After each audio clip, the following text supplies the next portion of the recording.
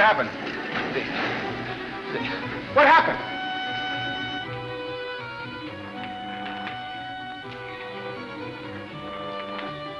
It's locked. Get busy. Get some water, quick.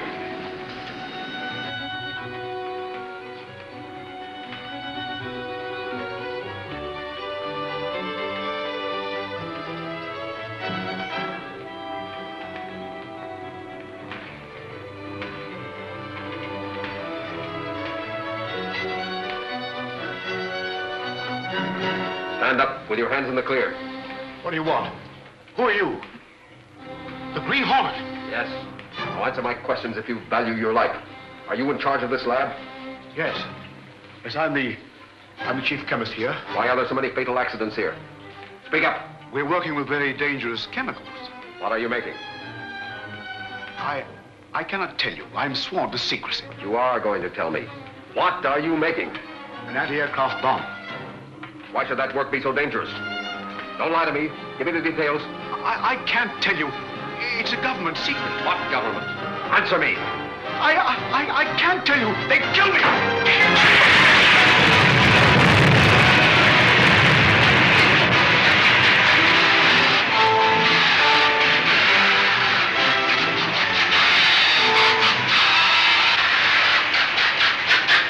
Find the main switch and cut off the current.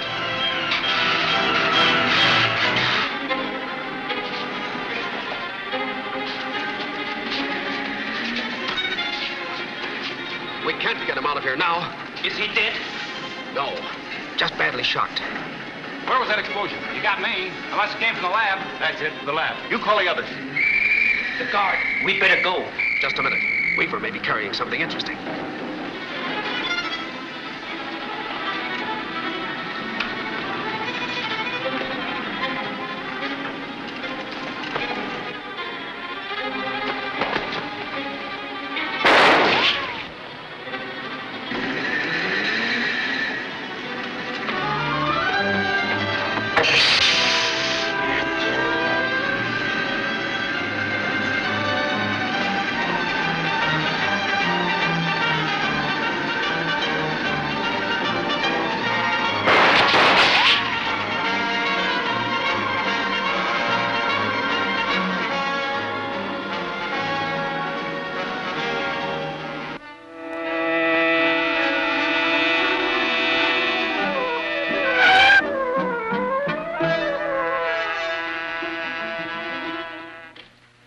Weaver's notebook fully explains his invention, doesn't it?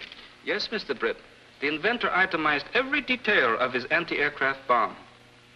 Supplied with these, our anti-aircraft defenses would be impregnable. Yes, and in the enemy's hands, our attack would be highly ineffective, wouldn't it? Absolutely ineffective, sir. The bomb works on the scientific principle of magnetic attraction. That means particles, highly magnetized, will automatically move with great speed toward metal. Well, in other words, once the bomb explodes, the fragments would tend to find their own targets, which in this case would be the motors of the attacking planes. Is that right? That is correct. And according to this, every airplane within 1,000 feet of the explosion will be hit. That's very ingenious. Say, do you know anything about this Dr. Bedlow? His name is in the book. Yes, he's an inventor and a very well-rated scientist. Could he have been the man in the laboratory? Absolutely not, sir. I know the doctor by sight and by reputation. Still, he might be mixed up in this anti-aircraft bomb business. I do not think so. He's a scientist, living entirely in a world of abstract thoughts. Suppose you go to his place for some advice on one of your own inventions. I'll be very glad to do so. I'll go this evening. Good. You might find out something important about the identity of the inventor of the anti-aircraft bomb. Think hard, Weaver. Was there anything else in that notebook the Hornet took from you beside the layout of that bomb? You better come clean with us. I've told you repeatedly there was nothing in that notebook except the electrical and chemical formula. No names? Here are telephone numbers. None except Dr. J.C. Bedlow's. Bedlows? Who's he? Does he know anything about this bomb? He knows all about it. I've been consulting with him privately, all the way through. Holy cats! Wait a minute. Wait till Manning hears of this. Sit down, Weaver. We're not through with you yet.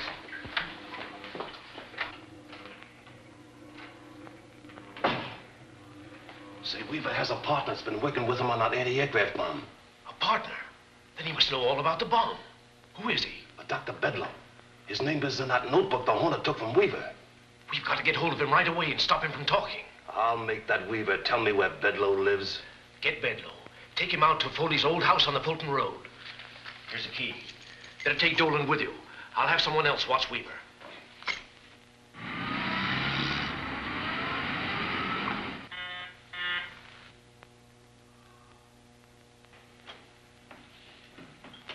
What's a good word? We got the anti-aircraft gun. Good. And the right type for the anti-aircraft bomb. It's out where we're going to make our test? No, it's still at the factory. But you said you had it. Now, look, this thing is risky. It takes a lot of figuring out. I know all about that. What about our undercover man, Evans, at the factory? He's done his job all right, which was to let me know when the right type of guns were coming through and being delivered. Sent me word today. And now it's up to us to pick one off. Is that it? That's right.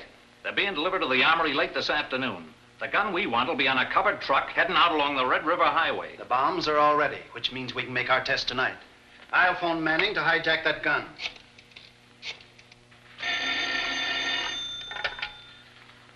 Manning talking. Yes, boss. They're right here. What's up? Something important? Mm-hmm. Yes? The Red River Highway.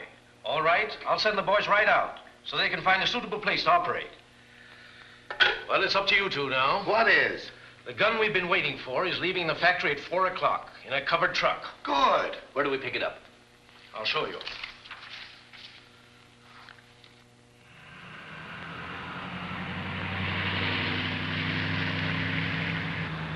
Hey, Lowry, slow down. If them things are what they look like from here... That's just what they are.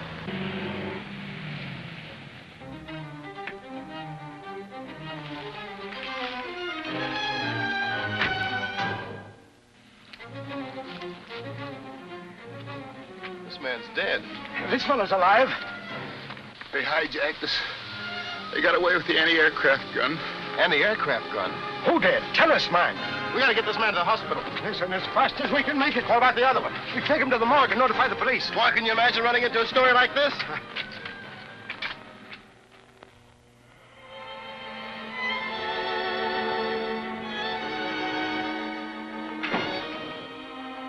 Did you see Dr. Bedlow? Yes. As I was driving toward his home, I saw Dr. Bedlow struggling with two men who were dragging him from his house.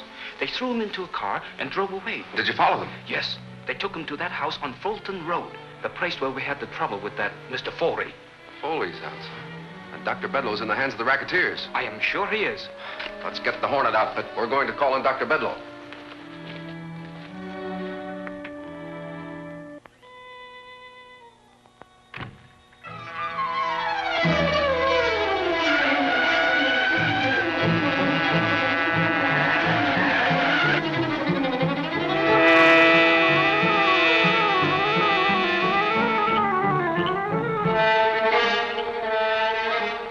Why don't you sit down, Doc? That marathon ain't gonna get you any place. Silence the motor. We're almost there.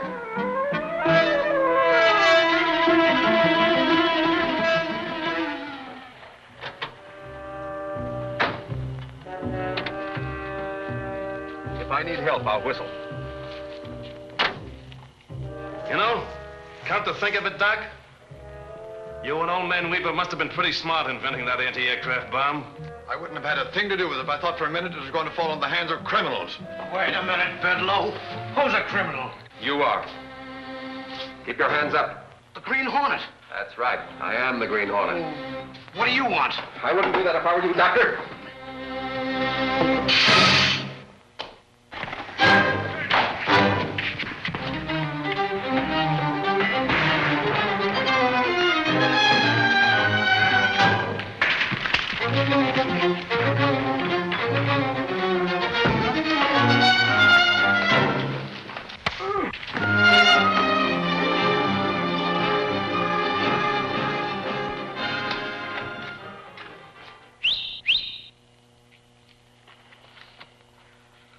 Now, Dr. Bedlow, I came here to help you. No, the Green Hornet never helped anybody. You're a master criminal. You are the innocent victim of a dangerous plot that may involve our country. Shall I tie these men up, sir? Yes. What is the meaning of this? What do you want with me? I want the truth from you, Doctor. Well, If it's about the bomb... I know all about the bomb and your association with Weaver and the Grimbold steel plant. What I want to find out is, for whom are the Grimbold people making these bombs? I don't know. I don't know a thing about it. Tell the truth, Doctor. If you don't, it may cost the lives of many people. I've told you the truth. I don't know. Nobody does, except Manning and the people he's working for. They're expecting a telephone call from Manning now, any moment. I didn't know what Weaver and I were letting ourselves in for. I heard that when I came in. Keep an eye on the doctor. Hello. DeLuca? Yeah. Now get this straight. I'm leaving the mill right away to deliver the bombs. Yeah. Tonges will fly his plane to the field on Fulton Road, just south of Claremont, where he'll transfer to our other plane. Did you get that? Yeah. Leave Dolan to guard Bedlow. Then you get over to that field and watch Tonge's plane. He'll be leaving there within 20 minutes, so make it snappy. Okay. We're leaving you here, Doctor. You'd better call the police to get these men and take you home safely. Come on.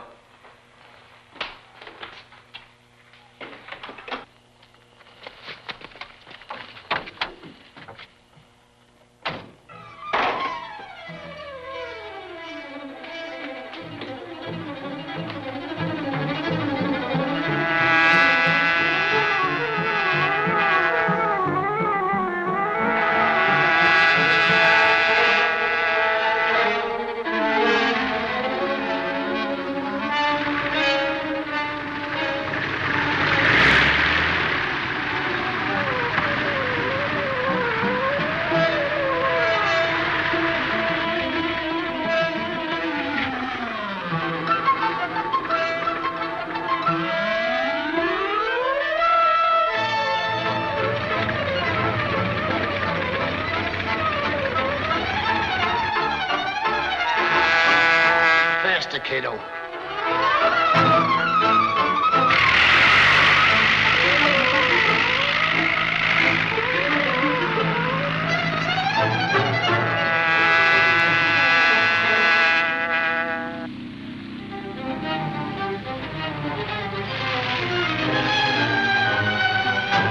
We're too late?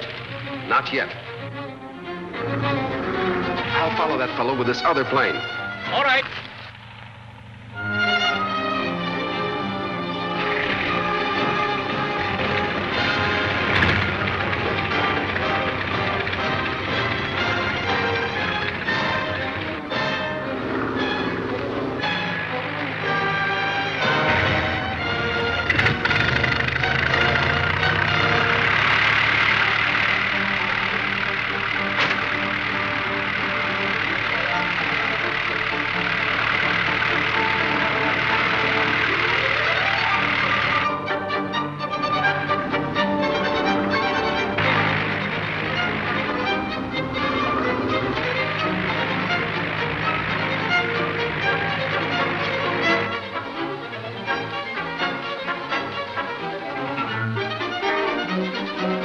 Gunner seems to know his business. He ought to. He's a deserter from the artillery.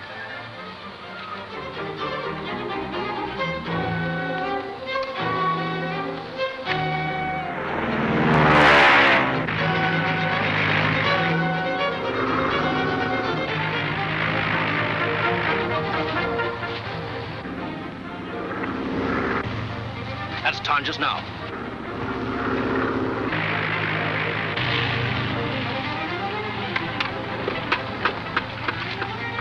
Shell.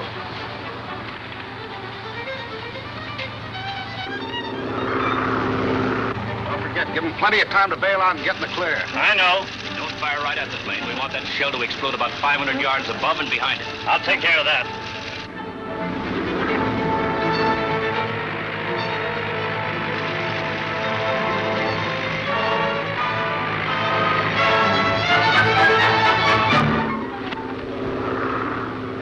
There he is. He's in the clear.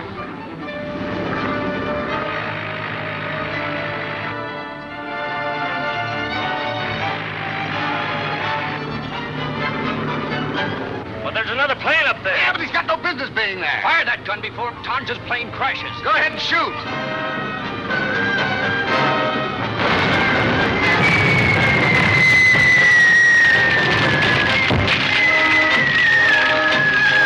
Come on, got that other plane.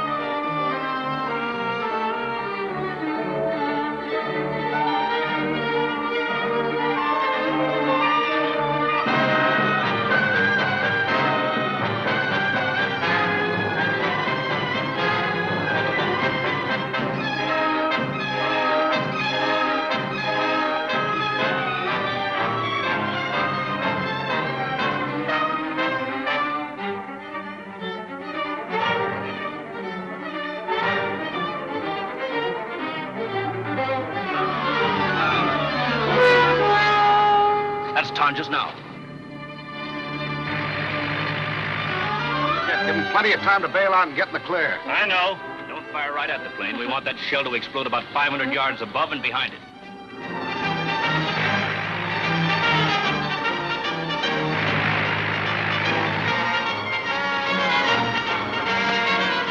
He's in the clear.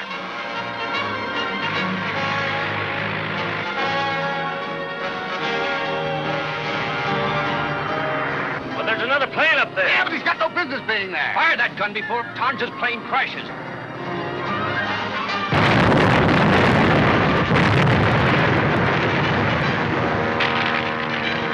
The bomb got that other plane. You stay here and guard that bomb.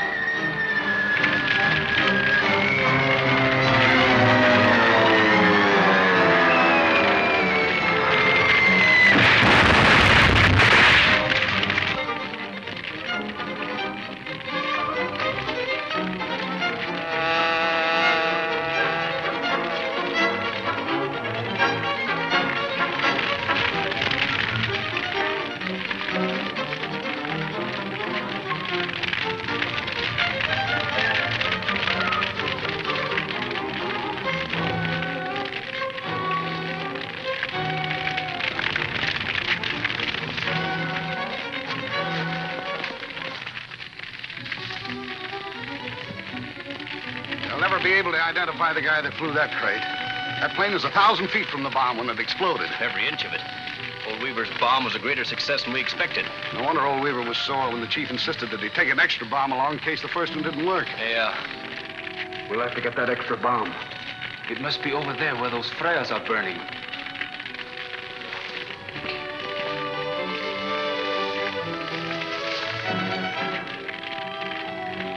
The bomb must be there with that gun.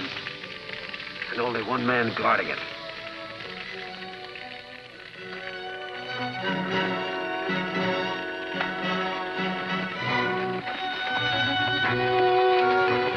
Grab that bomb. Smash the ignition on that truck so they can't get away with the gun.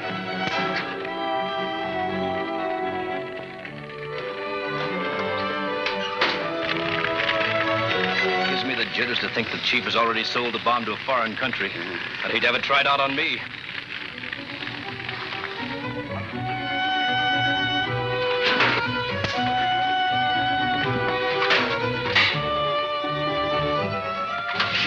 Good.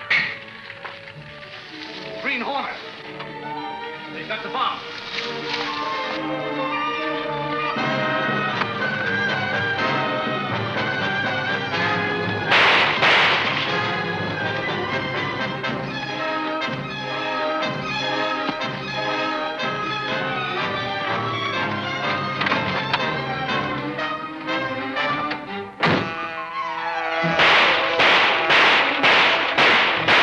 Now we're wasting lead. That Hornet's car is bulletproof. This'll sure put us in a bad spot with the chief. You ain't fooling.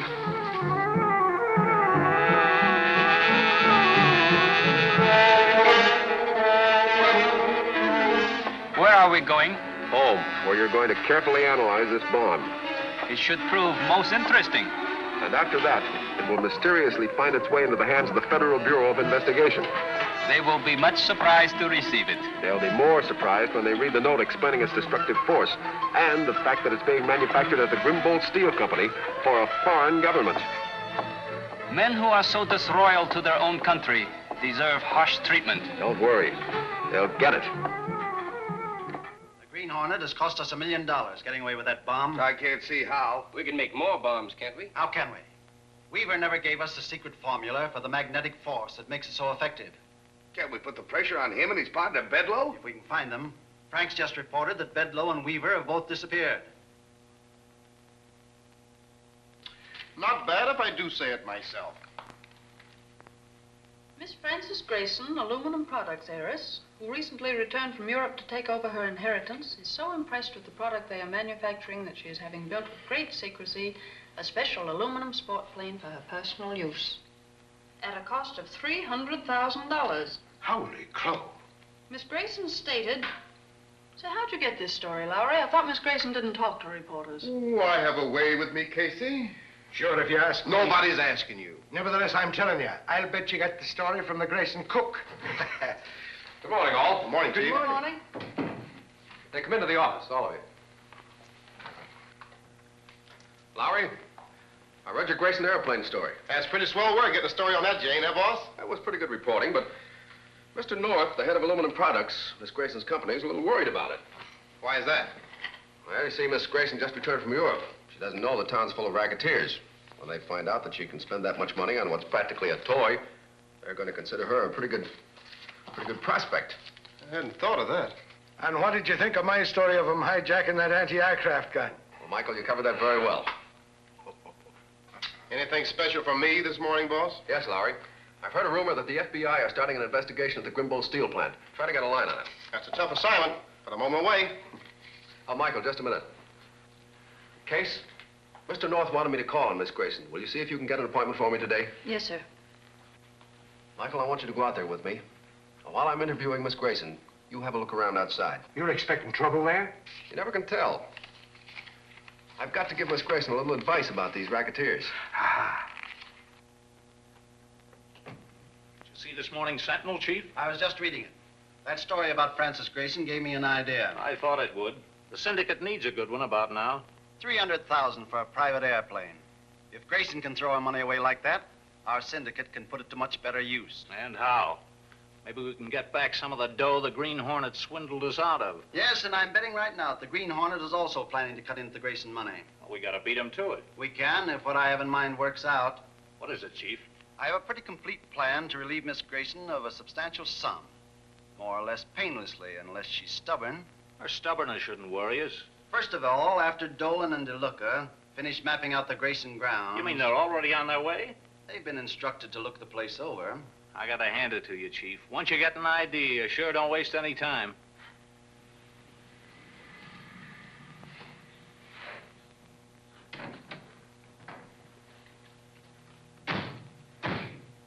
Find a gardener or chauffeur or somebody and get him into conversation. Sure, and I'll talk his head off.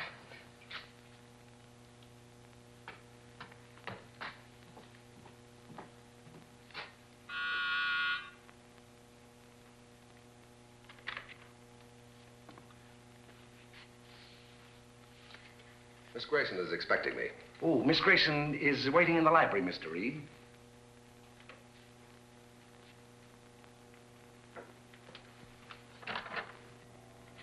Mr. Reed. How do you do, Miss Grayson? I'm glad to know you, Mr. Reed. Mr. North of Aluminum Products has a great deal of confidence in you. He was most anxious that I should meet you. Mr. North is an old and valued friend of mine. He seems greatly worried about the story that appeared in your paper about my new plane. Yes, he told me about it. I want to apologize for running it. Apologize? Yes.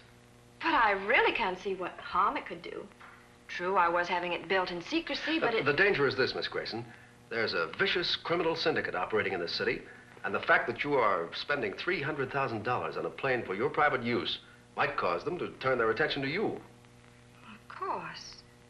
I should have thought of that. Well, I hope you escape their notice. But if any time anything unusual occurs, don't fail to call me. Any one of these numbers here will reach me night or day. Well, thank you, Mr. Reed. And I'm sincerely grateful for your interest. Well, it's been a pleasure, Miss Grayson.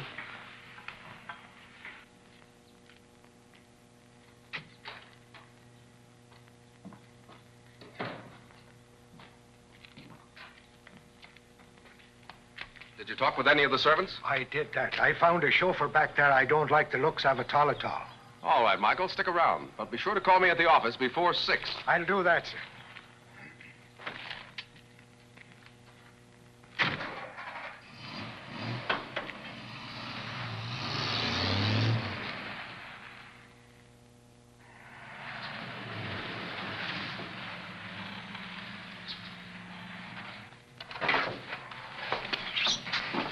I'll send the driver in with these and he can give us a signal.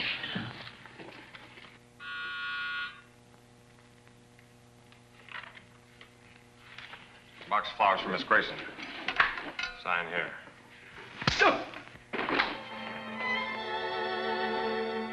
Come on. It's okay, let's go.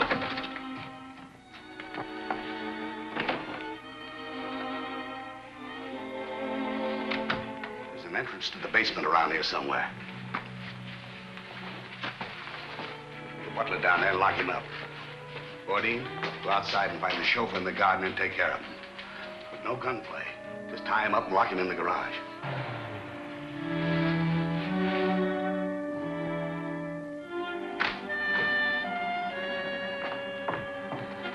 Dolan, come with me. DeLuca, you better go inside.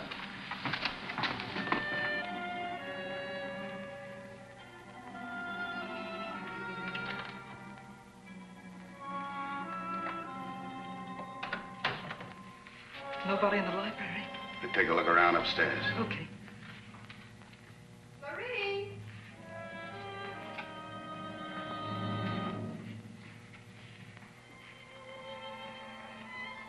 Marie!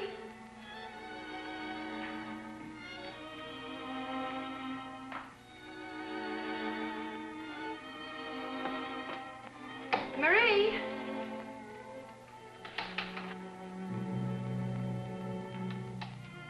Marie! Just save your breath, lady. Who are you? What are you doing here? Now, there's no cause for alarm, Miss Gracie. Marie!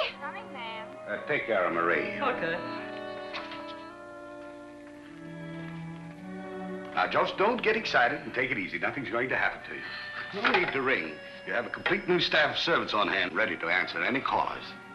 Don't think you can frighten me. We still have police protection in this city. Police? They won't do any good now, lady. What is it you want?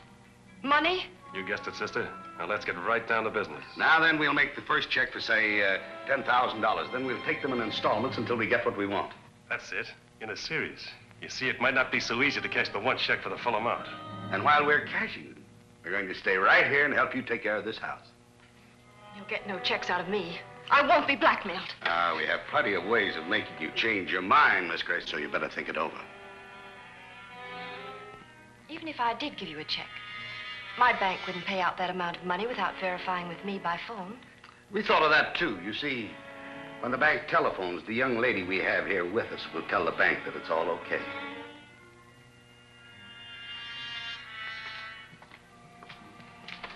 Hey, look. Hey, lay off that gun. Yeah, but it's that ex-cop, you know, Reed's bodyguard. I know, but Tower said no shooting out here.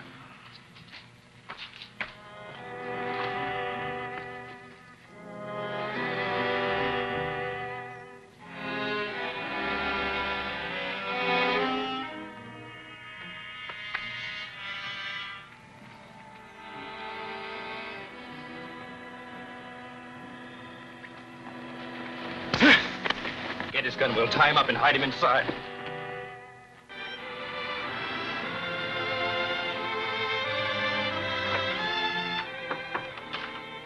Has Axford phoned yet? No, sir. Have not heard from him all afternoon. Oh, that's funny. I told him to check with me before 6 o'clock. Something must have happened to him. Yes, Mr. Axford is always very punctual. I think I'll call Miss Grayson.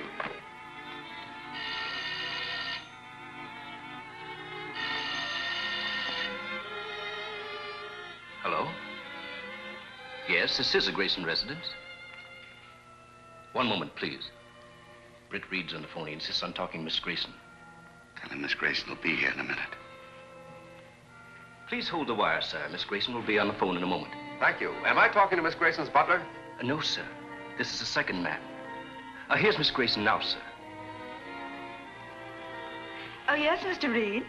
I'm sorry to trouble you, Miss Grayson, but I'm trying to check on Mr. Axford's whereabouts. Have you seen him around your place? Oh, Mr. Axford left here about 4 o'clock. I'm sure of that because I heard him talking to the gardener about the flowers just a little while before then. You're sure he was there at 4 then? Oh, quite sure. I see. Well, thank you very much, Miss Grayson. Oh, it was no trouble at all, really. Goodbye. Oh, did I put it over? You were all right. Well, thank you. Now go upstairs. Take care of that Dane. Oh, all right. She says Axford was there at 4. If he had been, he would have called me. Yes, it is not like Axford to forget, Mr. Britt. There's something wrong there, Cato. Yes, Mr. Britt? The woman I talked to was not Miss Grayson. Perhaps the police should be notified. No. If that gang has moved in and taken Axford and Miss Grayson prisoner, that's a job for the Green Hornet.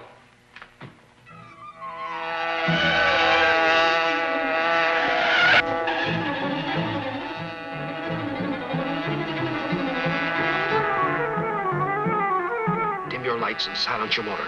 Then pull in among the trees near the bridge.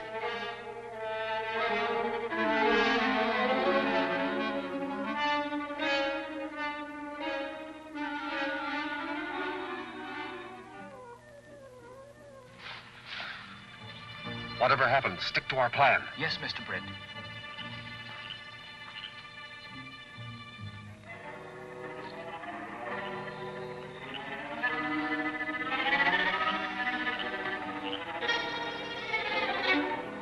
Hold it!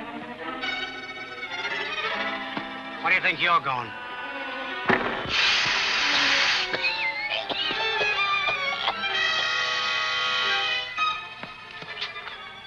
I was right. He's one of the gang. Then they have taken over the entire house, and our friends are prisoners. Yes, undoubtedly. We'll have to get into the house without being seen. Our only chance is to surprise them.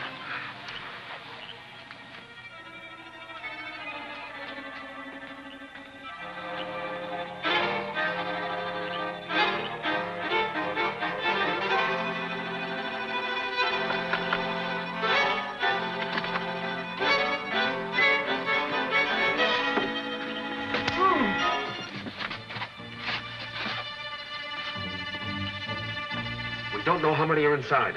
I'll look for Miss Grayson in Oxford. You call the police. Where's their telephone? There's one in the garage. I noticed the wire today.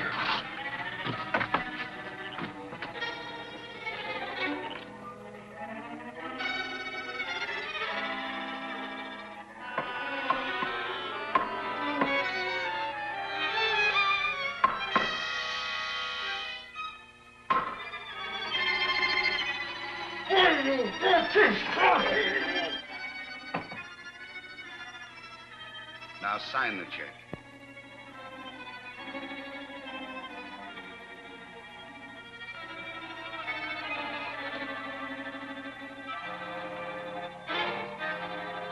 Very clever, Miss Grayson, but I'm not exactly dumb. Why, what do you mean? Make out another check and sign it as you did this canceled one, with your legal signature. Don't sign that, Miss Grayson. Green Hornet. Keep your hands away from that gun. Miss Grayson, get behind him. Pull that gun out of his pocket. Now, toss it in the corner. Get out to my car. It's under the trees near the bridge. Where do you think you're going? Turn off the lights, Miss Grayson, and run!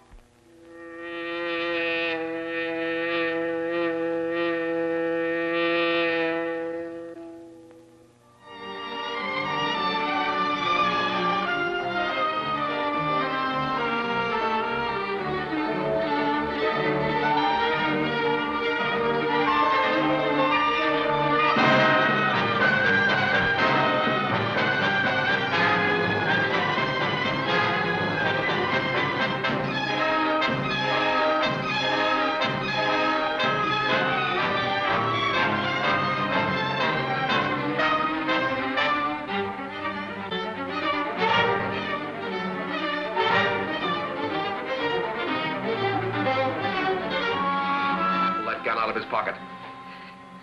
Now, toss it in the corner. Get out to my car. It's under the trees near the bridge. Where do you think they're going? Turn off the lights, Miss Grayson, and run!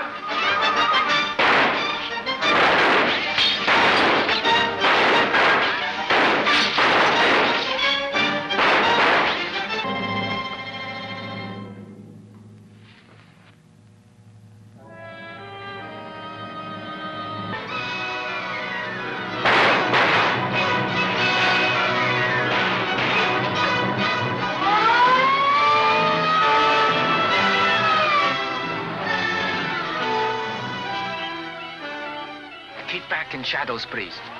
Smash through that back gate.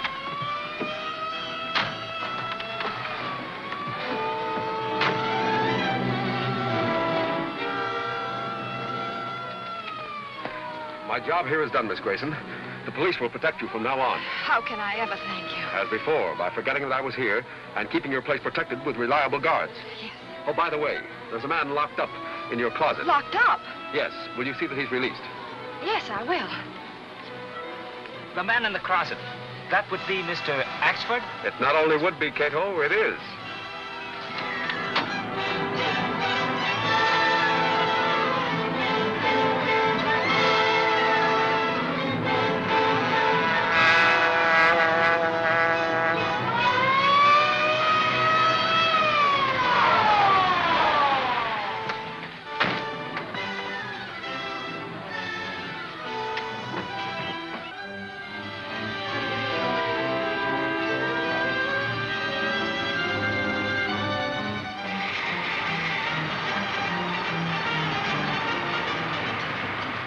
I know the Hornet was there. Face to face we were. And me with me hands and feet tied. You've got the Green Hornet on the brain, Michael. I think he's beginning to get you. Maybe you got something there. Golly, I dream about this Valpine. I'm telling you, Reed, if I didn't have the evidence in my own eyes, I wouldn't believe there was such a creature as the Green Hornet. Well, why not, Michael? He comes and goes like a spook. Bullets have no effect on him, and that car of his was made by nothing human. Excuse me, boss. Emergency. Just got a call from the reporter on the police beat. There's a riot in a new building. Gunnigan wants me to take Oxford here and cover it. Well, go to it. My car's at the side door.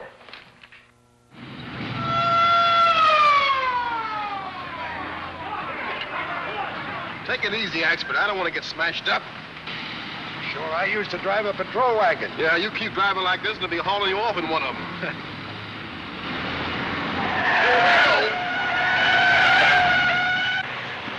Why did you learn to drive? Correspondence school? I don't think.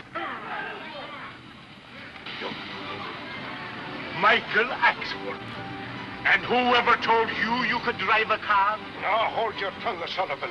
Sure, it's many a time you rode behind me in the old pie wagon. Many's the time. Too many. 'Twas you that give me these gray hairs. That's not what I heard given to you. Well, what did you hear given to me? Wisht, man, have you no shame? Do you want me to tell the world? Be off with you now. Before I run you in for impersonating a motorist. Impersonating? Get on with you now. Get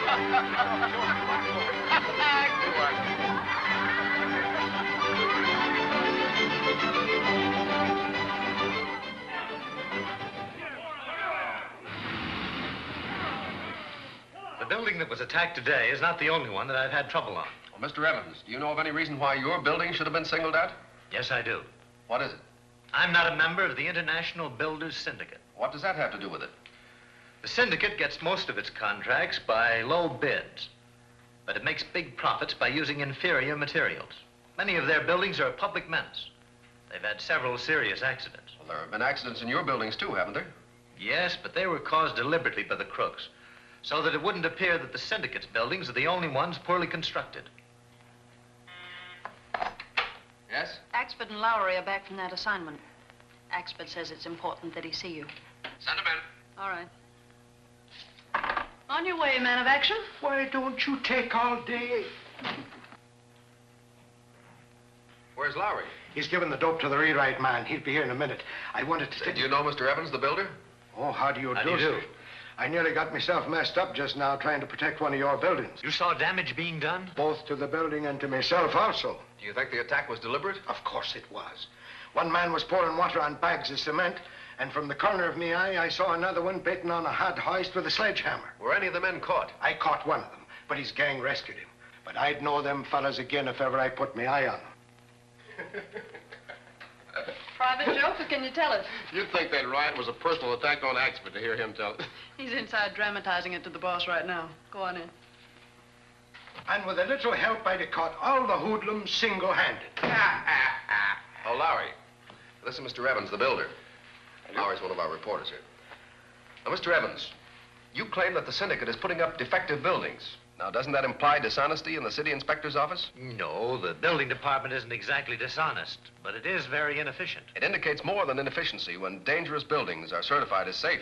This isn't for publication, but I think that several of the deputy inspectors are easily influenced, to put it mildly. Can you name any particular inspectors? I'd rather not. Mr. Evans, the Sentinel is always ready to attack rackets when it has the proper ammunition. But it can't risk libel suits by publishing rumors and personal opinions. But I know that everything that I claim is true. Yes, but you can't prove it. No, if I could have, I'd have gone to the district attorney instead of coming here.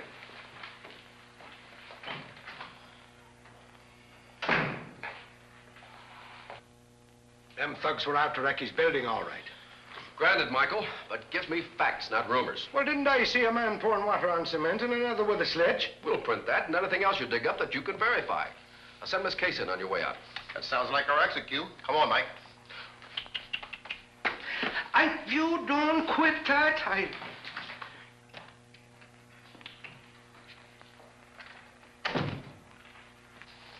Yes, Mr. Reed?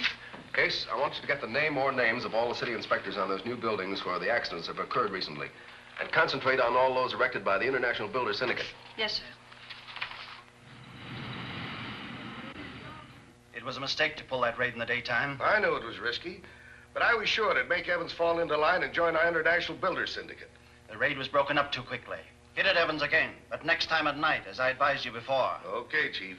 But I'm betting our next raid on Evans will compel him to join our syndicate. Oh, the International is a good graft. It may prove to be the richest of our many angles. Oh, there were a couple of Sentinel reporters at the rumpus this morning. They almost caught one of our men. We've got to stop this interference from the Sentinel. Tell the boys to turn the heat on that bunch again. Here's the name of the city inspector you wanted. Tenney, eh? I know the name. I think I know the man. Is Axford ready yet? He'll be right up. Goodbye, Case. Goodbye. Come on, Michael.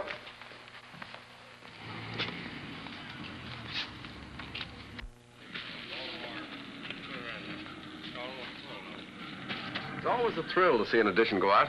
You know, Mike, a newspaper can do a lot of good. It can that, sir.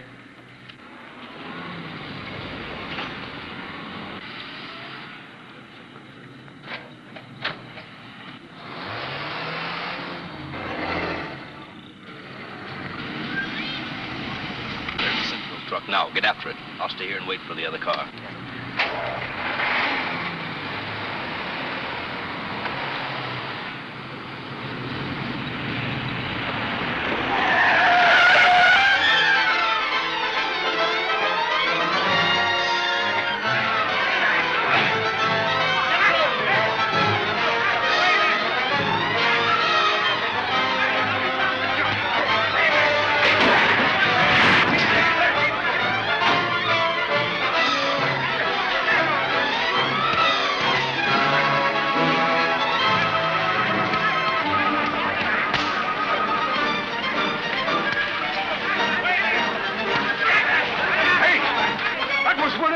That was wrecking Evans' building this morning. Was? Hey!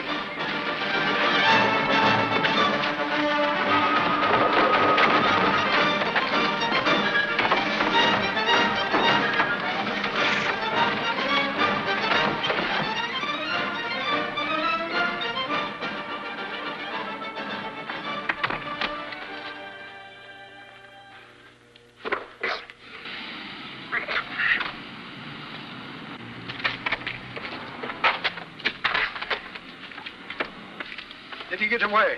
Yes, unfortunately. Why do you suppose them roughnecks mobbed that truck? Well, that's easy, because the Sentinel's been attacking the rackets. Oh, yes. Come on, let's go back and see what's happening. Oh, boy, am I going to be stiff by the time I get home. Everything under control? Yes, thanks to your help, Mr. Reed. Well, I was here, too, you know. Until I took a Brody over that barrel. Thanks for your help, officer. Too bad they all got away. They were sure a bunch of slippery devils. Say a word that. Come on, Michael. Yes.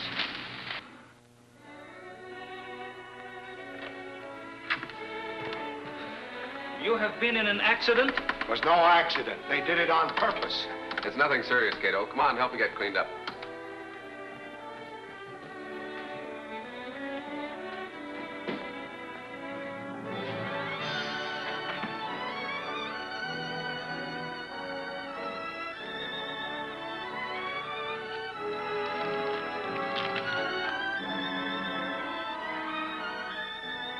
Cato, the Green Hornet's calling on a Mr. C. Smith tonight. Reed.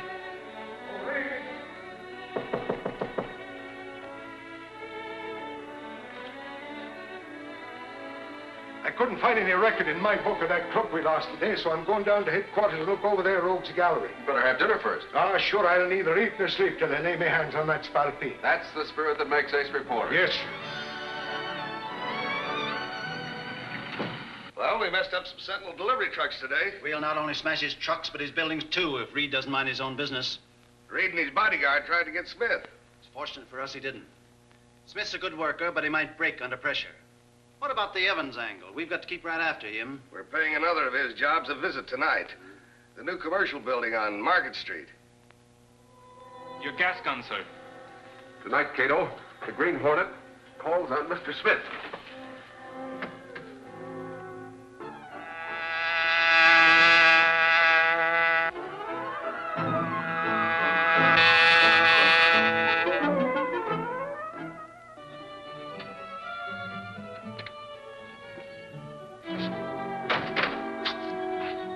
That must be Smith's house.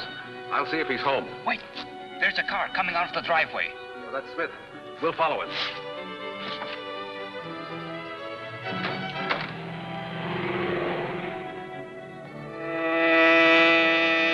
This is a good place. Close in on him.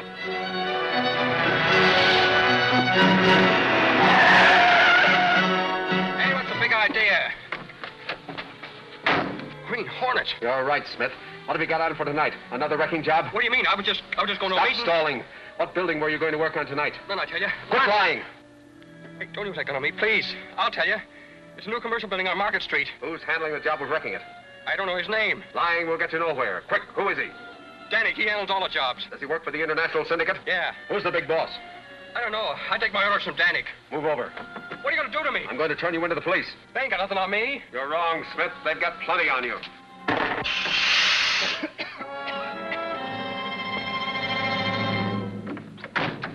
Find a telephone that I can use safely.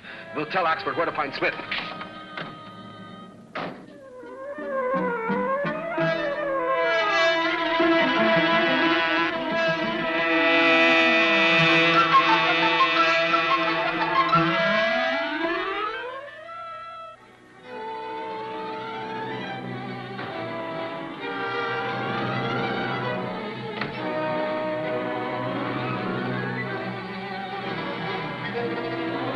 Police headquarters? Is Mike Axford there? No, I don't want to speak to him. Just tell him there's a man he wants to meet in a parked car in the 200 block on Pine Street.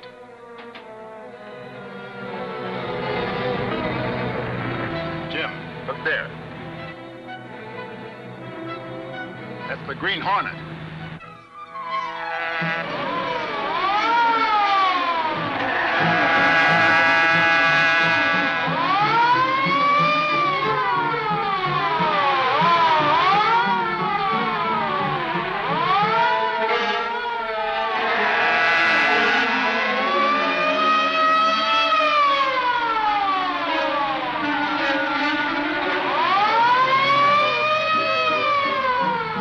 How do they expect us to catch a thing like that?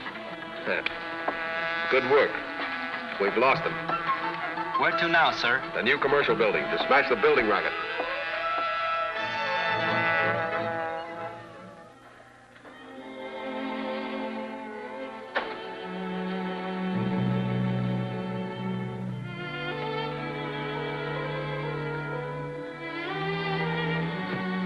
Here's your share. Now duck out and lay low. Sure will. Thank you, Mr. Danik. Get going. Wait a minute. Better go out the back way.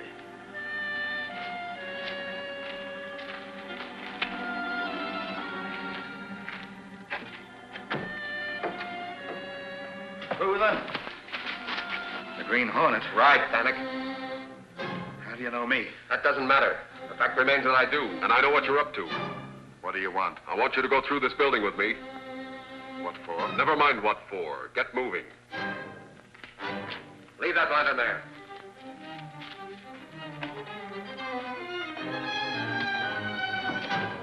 Stop here. What do you want? You're connected with a criminal syndicate. Your job is to wreck buildings. I want the name of the man at the head of your organization. Fat chance you stand to getting that, even if I knew it. But you're going to...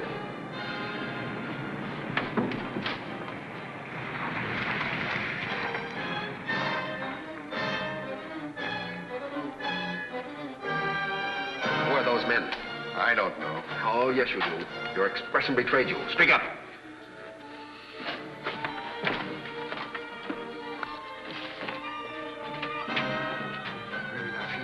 Let's stop easy. Handle these. We've got to get out of here. Why? Those men are going to blow up this building. I thought you said you didn't know them. They work for me. We've got to get out of here. This ought to bring Evans into the syndicate. Yeah, he ought to be brought to his senses now. Take that down. We're not leaving this place until you tell me what I want to know. I can't do that. You've got to. Come on out. Get to the car.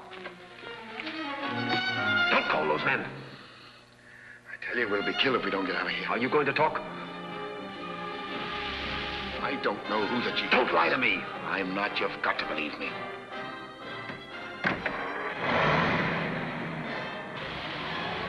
I take my orders from a young-looking guy with gray hair, a scar on his face, calls himself Bourdin. Board? All right. Let's go.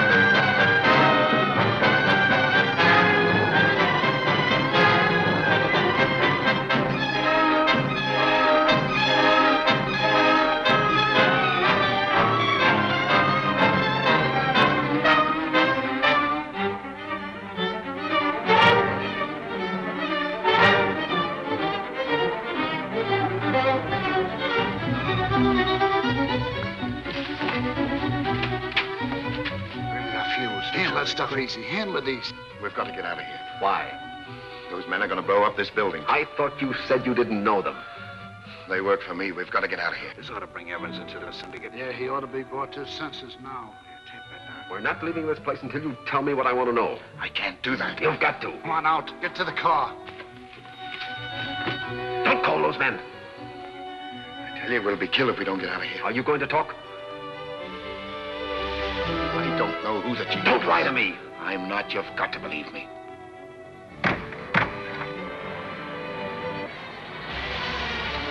I take my orders from a young-looking guy with gray hair, scar on his face, calls himself Bourdin. Forward. All right, let's go.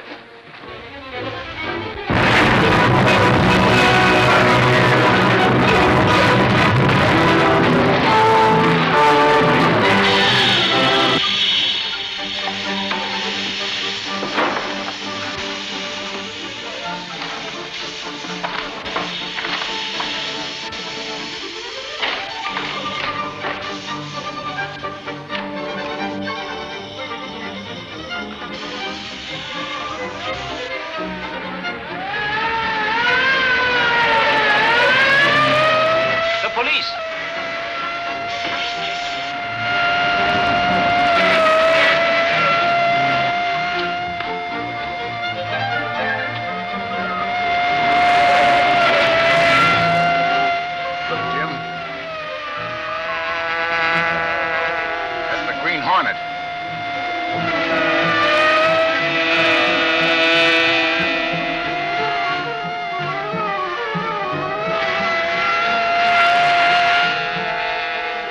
All right. Head for home.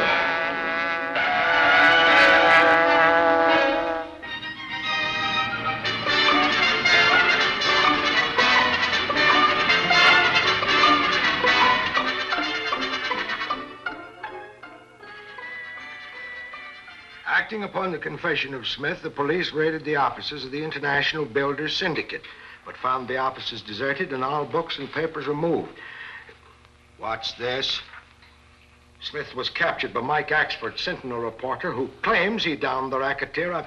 What do you mean, claims? Sure, the man fought like a demon. Yeah? Well, Smith told me that the Green Hornet knocked him out. You found him and drug him over to the police station. And would you be taking the word of a dirty crook against that of an upstanding citizen like myself? Sure, and I would at that. Hello, folks. The boss in? Hiya, Fulton. What's the good news? How's the Orwell doing? Fine. Mr. Reed will be glad to see you. Well, I've got news for all of you. Come on along. Well, you mean you got oil in that wildcat well of yours? You really struck it, huh? Hello, Reed. How are you? Hello, Fulton. What's all the riot about? Can't a newspaper publisher have any privacy anymore? Looks like we're in the money, boss. Oh, really? Well, anyway, we're drilling into the Hard Rock, and we should have a gusher any day now. Uh-oh, wait a minute, Jack. Wait a minute. Even experts don't predict gushers. That for your experts. I'm a wildcatter, and a wildcatter has a sixth sense for a gusher. Those $50 shares you folks chipped in to help me out on may be worth 10 or 20 times that amount. Well, we're all millionaires, I can see that. What are we going to do with our ill-gotten gains? Well, I'm going to buy a fur coat. And I'm going to have me a car built that'll catch the Green Hornet the first time I lay me eyes on something. Well, how about you, Lowry? Well, when I put money into an Orwell, I just say, down the hatch and forget about it.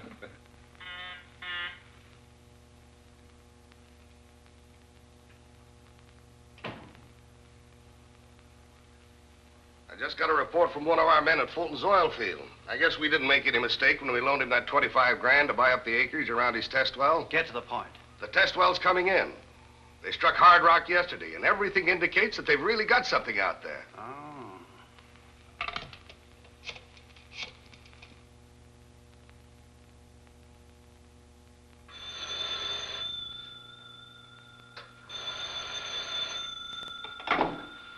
Kane speaking.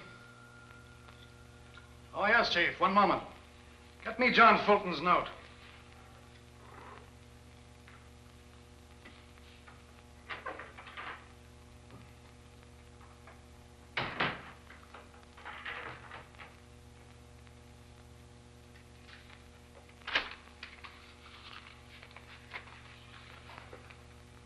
That's right, Chief. Due today without grace.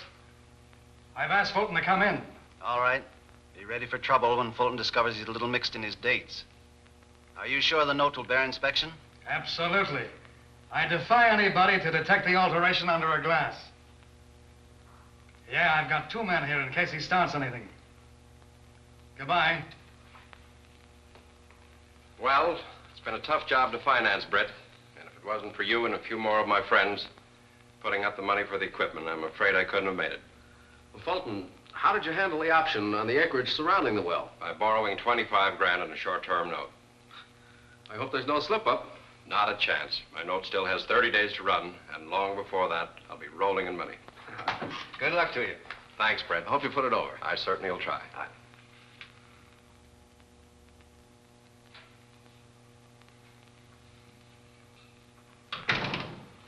Fulton's here.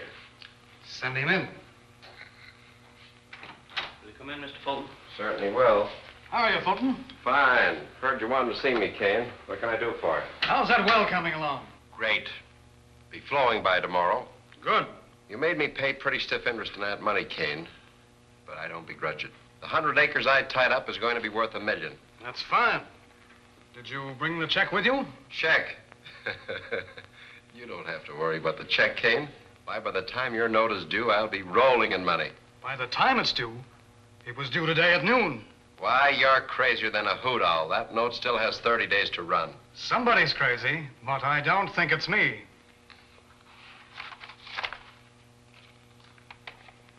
There must be some mistake. The note I signed was due on the 31st, not the 1st, as this one reads. That's your signature, isn't it? Yes, it is. Then don't welch. If your well failed to come in on time, that's your hard luck. Of course, if you wish to take the matter into court.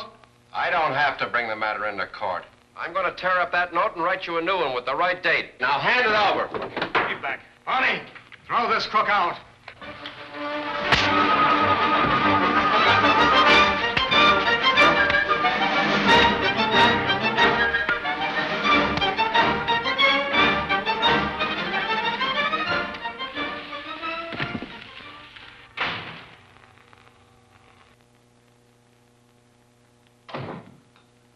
It's true, boss. The sheriff has attached Fulton's oil well, and the Kane outfit's taking it over. Have you checked on Kane? Yeah, that outfit operates just within the law. Kane claims that Fulton assaulted him when he tried to collect his note. He and his men threw Fulton out and...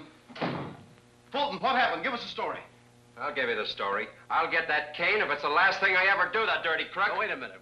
Look, on your way, Lowry. This isn't for publication. Boss, Go on, go on. Okay. Sit down, Jack. There goes your fur coat, Casey. Down the hatch. Crepe hanger. The note I signed was due the 31st. Now the crooks have altered it to the 1st. Why, Jack, if it's been altered, we'll show that when we get into court. I'm not going into court. The job he did was perfect. You mean you saw the note? Yes, I did, and it read the 1st. Why, he's branded me a crook before you and all my friends. I'll get him if it's the last thing I do. Oh, wait a minute, Jack. Oh, let me go. I'll handle this my own Oh, way. you're not going to. Did you ring, Mr. Reed? Yes. Yes, call the apartment and have Cato get the limousine down here right away. Yes, sir. And have him come in the alley entrance and keep the shades drawn. Yes, sir. I'm sorry, Jack. But get this straight. Whatever dirty work there is in this deal, we know you're not responsible for. And your friends are behind you 100%. Thanks, Brett. I'm sorry I lost my head. I only want you to know that I had been tricked. I'm sure of it. There's a warrant out for you, and you're going to hide out in my apartment until I can clear this thing up for you. Anything you say, Brett. Cato is on his way. Good. And get a hold of Axford and tell him that he and I are going to make a little call. Yes, sir.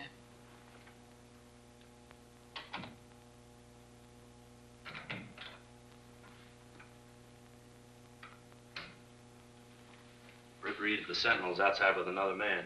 What the devil is Reed after? Are Bonnie and Sam here? Yeah. All right, send Reed in. And tell the boys to stand by. Okay. Will you come in, please? How do you do, gentlemen? How do you do, Mr. Kane? Have a chair. Thank you. What can I do for you? We'd like to know about John Fulton's oil well. Your man Larry's been here, Mr. Reed. I told him all there was to tell. Fulton had a note come due, and... We didn't come here for a story, Kane. It just so happens that Axford and I invested a small amount of money in Fulton's well. Since the company is unincorporated, we want to know where we stand. And see here, Mr. Kane. I've known Johnny Fulton for 5 years, and an honester lad... That's all, Michael. Now, about those shares, Kane. Legally, Mr. Reed, you and the rest of the investors haven't a leg to stand on. However, we will no doubt be able to pay off the small stockholders up to the amount of their investments. That's very generous. We want to be fair, and no doubt there would be some expense if we were obliged to go to court. But Reed, if the well turns out to be a gusher... It hasn't, Michael. You're lucky to get your money back. Thanks very much for the information. You're quite welcome. Good day. Good day, sir.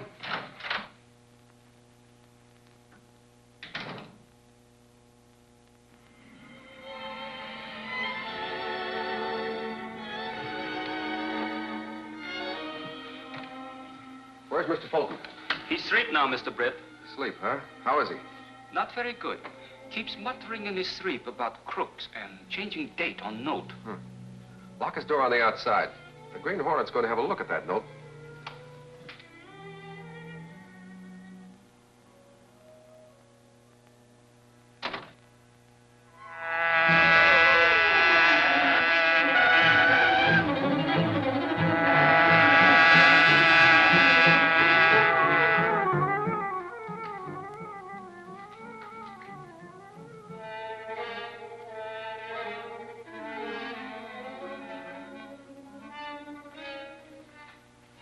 Don't close that safe, Kane.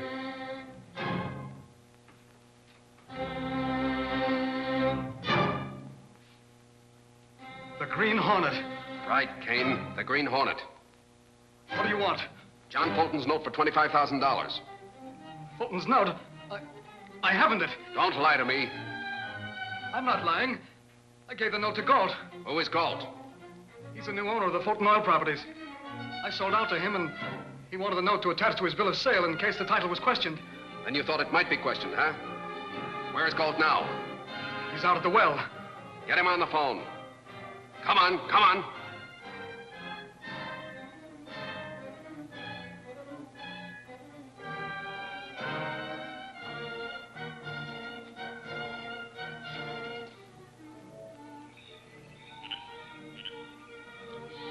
I'm going to shoot this well the first thing in the morning. There'll be a truck here with explosives any time now. Well, why shoot a well that's drilled a hard rock? It's dangerous, and besides... I'll decide what's dangerous around here. All you have to do is to obey orders.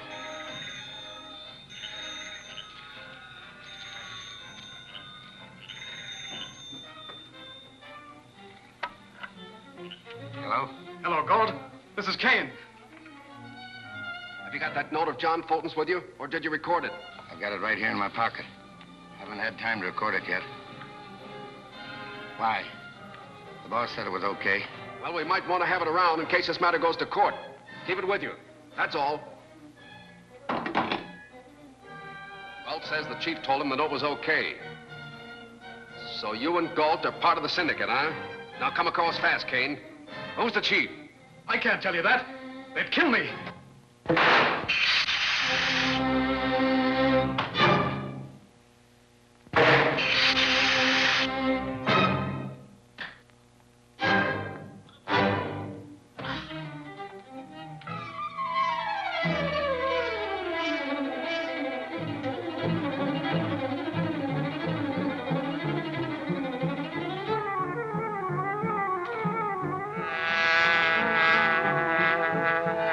Mr. Fulton's note, Mr. Britt? Not yet, but I will before the night's over. Faster.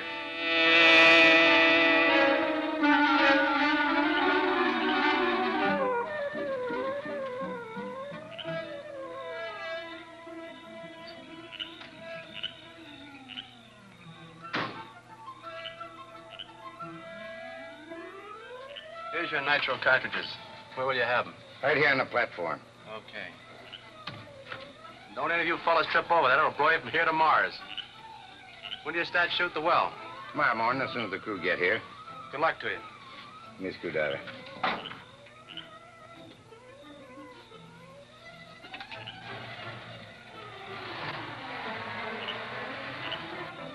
Well, I still think you better continue drilling.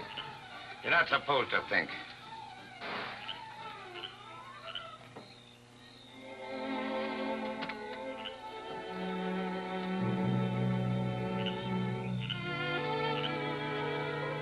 You're going to continue to work for me. You'll have to obey orders without question. Well, I only thought... Never mind what you thought. Give me a flashlight. Hey, Mr. Galt. Don't move, either of you. Green Hornet. I knew there was something phony about this job. There is. Galt, I want John Fulton's note that Kane endorsed over to you. How'd you know about that? Perhaps you told me about it. Come on, hand it over, quick. And no tricks, Galt.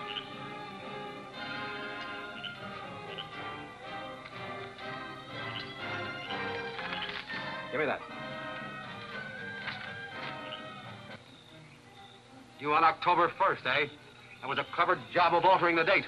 You're crazy. No one altered that note. Talk fast if you want to live. The date was the 31st when Fulton signed the note. Who changed the date? Quick. Don't shoot. Kane used disappearing ink when he wrote the 3 in the date. It faded out a few hours later and left only the 1. That note's good in any court in the country. It's no good to you, Hornet. How about a little split? I don't need a split. With what I know, I can force Fulton to pay me $50,000 for that note. 50,000. We'll do better than that. We? So you're a part of the crime syndicate, eh? Who's the boss of the outfit? I don't belong to no outfit. I'm just a hired hand here. Stop.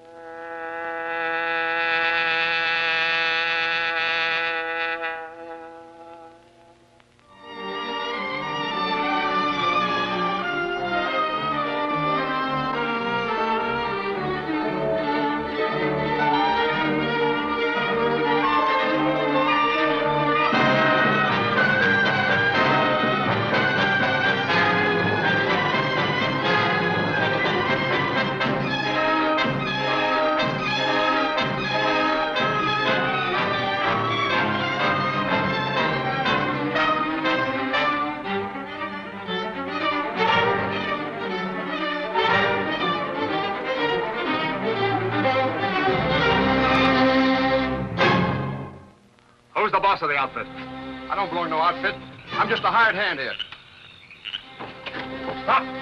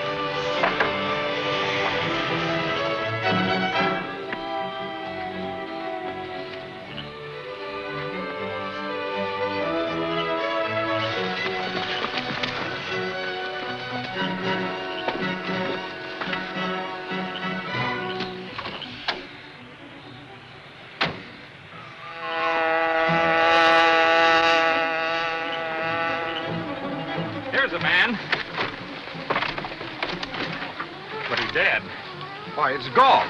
He's the man who's supposed to have bought all this property. Supposed to? What do you mean, supposed to? Well, you got me. There's something crooked about the whole deal. You're not badly hurt, sir. No. But it was a close call. Too bad that accident happened to Mr. Fulton's property. Yes.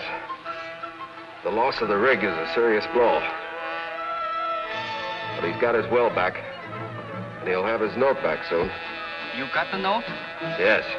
I'm going to give it to Fulton as soon as I get back to the apartment. You wake him up. I'll wait in the garage for your signal. Are you awake, Mr. Fulton? Yes, Cato. I must have been very tired to have slept so long. If you will step into the living room, I will prepare some food.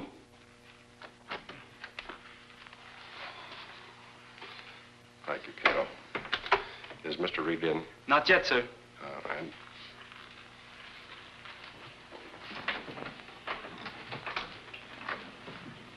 hold it. The Green Hornet. Get away from that door. Back up to the wall, both of you. Here's that note you were tricked into signing. Where? How did you get it? Never mind that. My getting it destroyed your rig.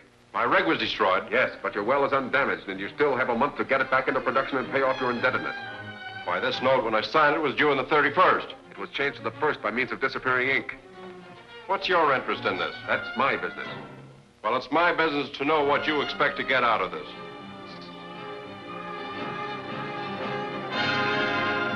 Get in the other room, both of you. I'll handle this spalpeen. I finally caught you, Hornet. Now I'll soon settle you. Hold this door shut. But the Hornet! Hold this door shut till I get me gun.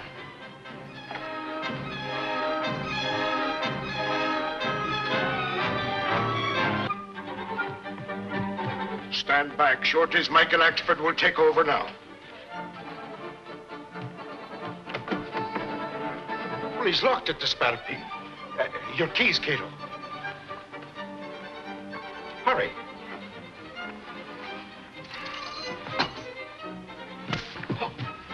You butterfingers, give way.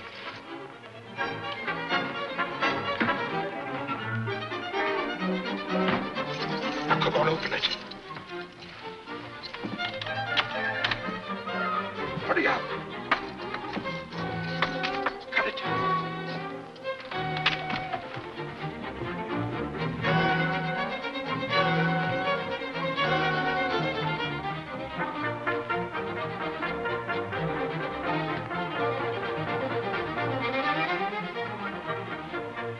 Cato, nobody can walk through solid walls unless he's a spook. But he's done it. You think the Hornet is supernatural? I wouldn't put it past him. And to think I was face to face with him and me without a gun. What's all the excitement, boys? The Green Hornet was here, himself in person, and got away. Well, what could he possibly want here? He was looking for me. It calls for an explanation. Oh, it was about that note I signed. He gave it back to me. Let's all go in the other room where we can sit down and talk it over. So, the Green Hornet brought you back your note, eh, Fulton? Yes, Reed, but now that I have it, what shall I do with it? We'll pay it back when it comes due. You're right. The extra 30 days my note has to run will enable me to save my investment.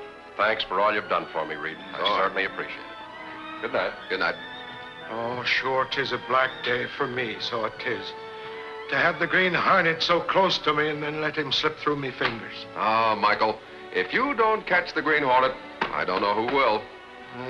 Good night, sir. Good night.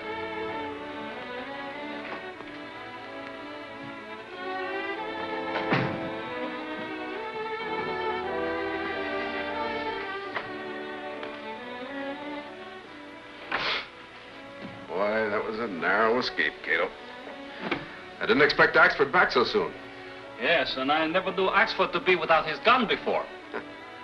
I wonder how much longer I'll be able to keep up this dual role. Long enough to finish what you have set out to do, I hope, Mr. Britt. Had some close calls lately, but I've got to keep up this thing until I run down the head of the crime syndicate.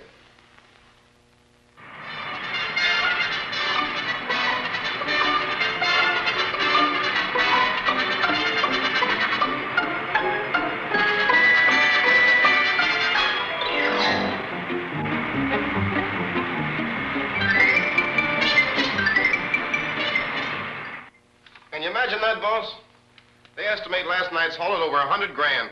And not one of the hijackers was caught? Nary a one. They vanished into the night just like the Green Hornet does. Say, that gives me an idea. Do you suppose that... Michael, the Green Hornet would have to be a Superman to get mixed up in half of the things you accuse him of. Laugh if you want to. But it's my theory the Hornet's got something to do with this hijacking racket. I'm willing to bet that he hasn't. How are you going to prove he hasn't? How are you going to prove he has? Well, Michael, you should know better than to slander the Green Hornet when Case is around. You know, sometimes I almost believe she's in cahoots with the knife-riding devil. Well, he'd better stay out of this deal. I heard the police were tipped off. The police? Yeah. The state police were tipped off this morning. There's going to be a big hijack job pulled up on the coast road tonight. I'll tell Gunnigan to have you cover it. Thanks, boss. I'll go out and get more dope on it right now. Oh, wait a minute, Michael. Well, don't you think I ought to go with the kid? No, I have another plan. What's that? Michael, that hijack gang is very efficient. They proved that by the size of the haul and by the fact that not one of them was captured. So?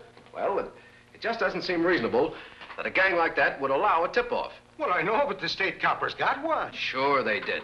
But how do we know it isn't a phony? Misleading the police so that they can pull a job somewhere else. By golly, it might be. Now, what other road would be left unguarded? Well, the inland highway, of course. Yes, that's it. And I'm betting that's where the action's going to be tonight. Well, I better tell Lowry that. No, let him go. I may be wrong. So we can cover both roads between us, you see. Well, what time will we be leaving? Right after dinner. We'll hit the inland highway just before dark, and we'll patrol it from one end to the other.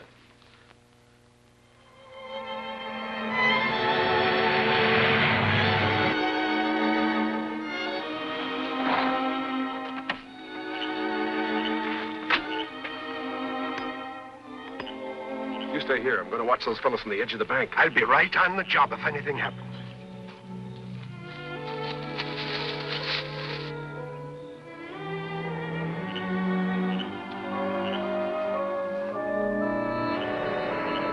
Here it comes.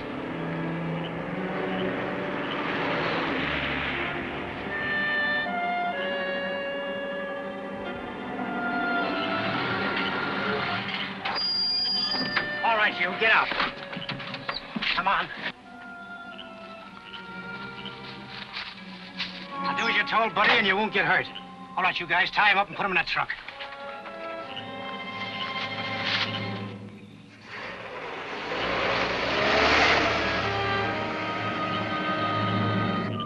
I was right, Michael. They're hijacking that truck.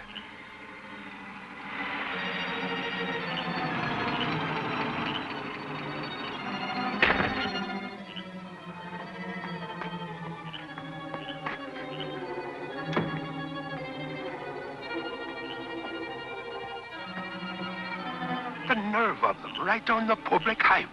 Yeah, it's their nerve that helps them get away with it. Looks like an ordinary breakdown, transferring goods from one truck to the other. Well, shouldn't we be doing something about it? Now, for the time being, we'll just watch.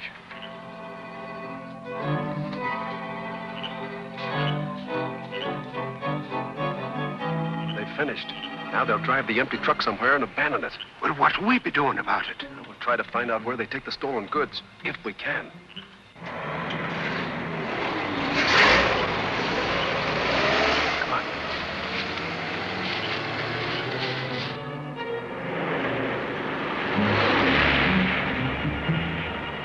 We'll trail them at a safe distance.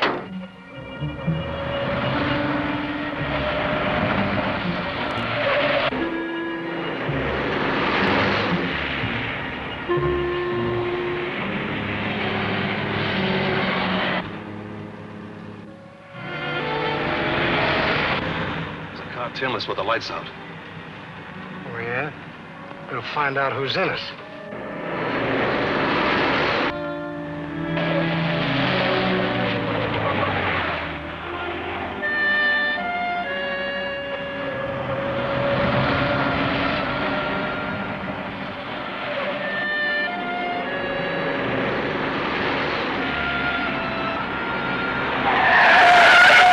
Hold it, Mike. I'll be back. Stop shooting, you fools! Get out of that car. Well, if it isn't my old friend Axford. And the other guy must have been Britt Reed. Well, Dolan will get him. Says you. Get out of that car.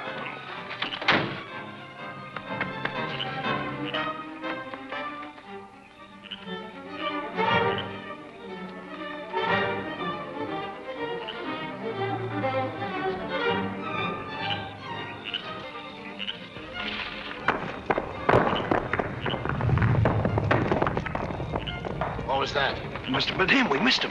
Well, come on.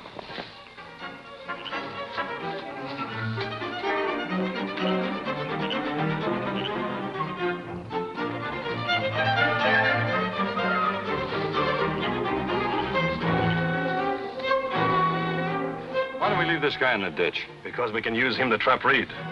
If Dolan and Lefty don't get him, what do we do with Reed's car? Leave it to the other boys. Quit asking questions. Help me get this mug in the car.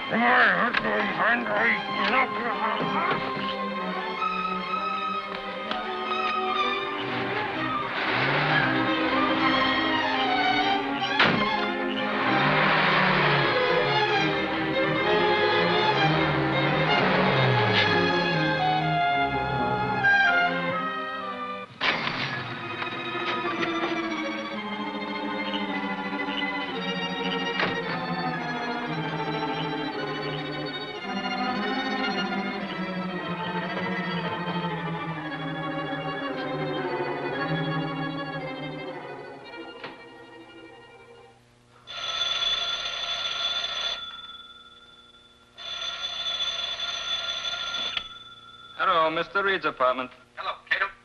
Yes, Mr. Reed. Bring Black Beauty in the Green Hornet outfit. Pick me up just off the inland highway, a mile north of Greendale. And hurry. Yes, sir, at once.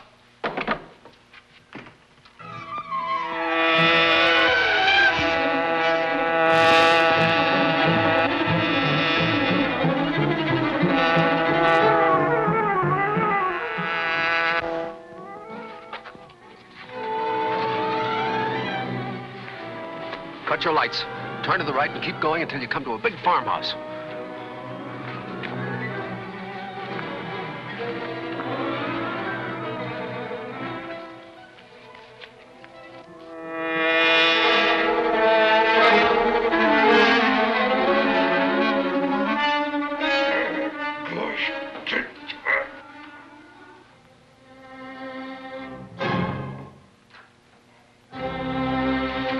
Who are you?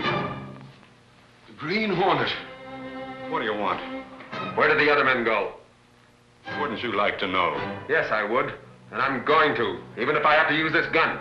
No, don't. I'll tell. They went to the Harbor Road after a truckload of silk. Who's in charge of the job? A fellow named DeLuca. Who's his boss? I don't know. DeLuca rented this place for me, and that's the only one I know. Hey!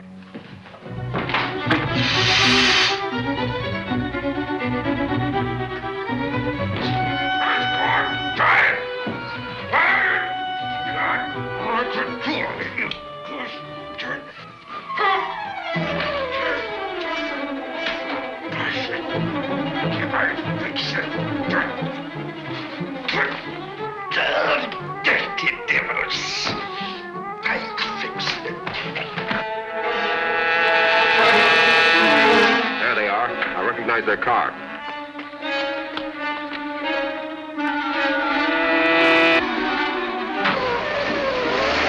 They're just getting away with that truck. After them.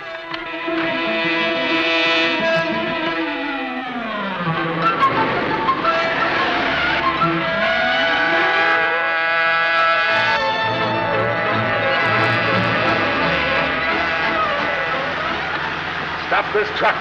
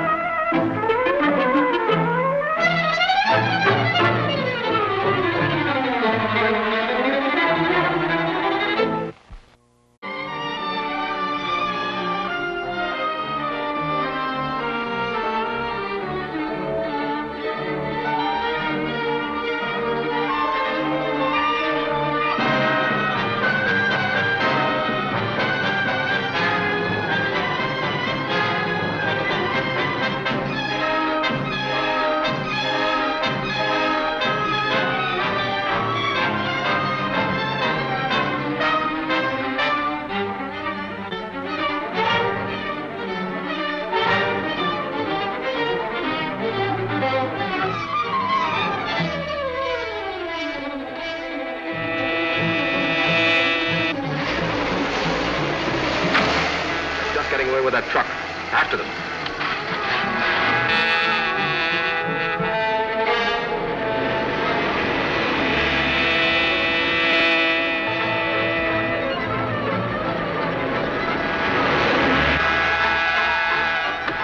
Stop this truck.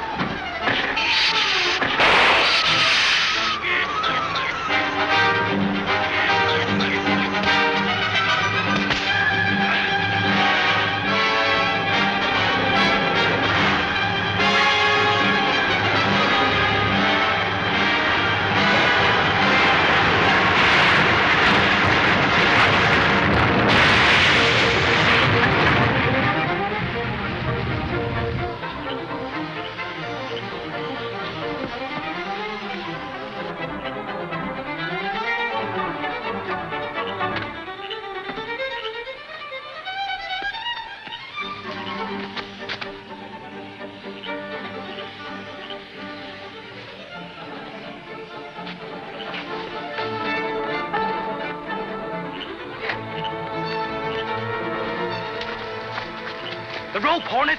Catch it!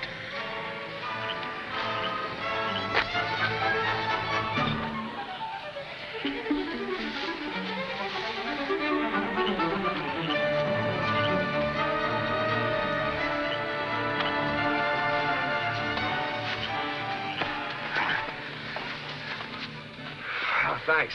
That was a very bad place to fall. It could have been worse.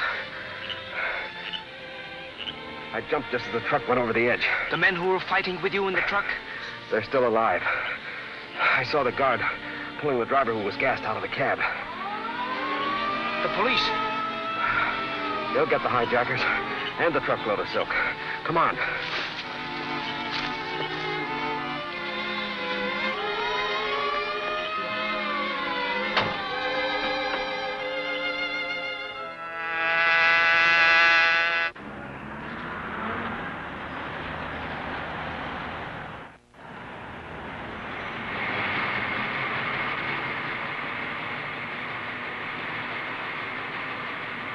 And when I finally broke the cords they had me tied with, I was going to call the police when I heard a siren, and along they came. Yes, Michael. As soon as I escaped, I called the police and told them to go out to the farmhouse. Well, that's another racket smashed. You know, there's just one thing that troubles me. When I finally got my eyes open, this was in front of me.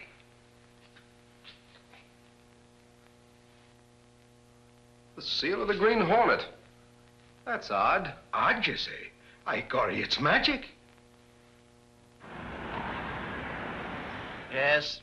Yes, all right. I guess we can depend on those truckmen. Sure, they don't know a thing. Our agent across the border is waiting for a consignment of 6, 8, and 12-cylinder motors for the equipment of mechanized units. We can't buy service motors unless we make a statement of their destination. We're not going to buy them. We're going to collect them. We won't get away with it if this rag the Sentinel continues to interfere.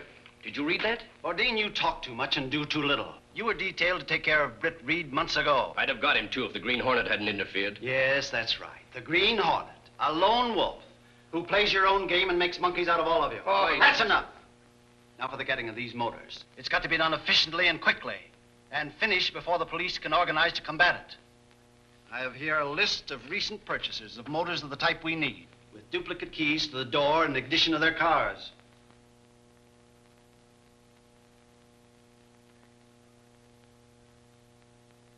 Kay, send in Lowry, please. Yes, sir. Chief wants you, Lowry.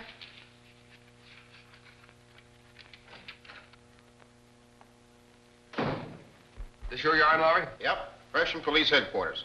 Boss, that gang struck in every corner of town at the same time. 20 cars disappeared before the police were even on the move. Well, what do they say down at headquarters? Oh, the usual thing. Arrest expected any minute. Evidently, this is the work of the crime syndicate.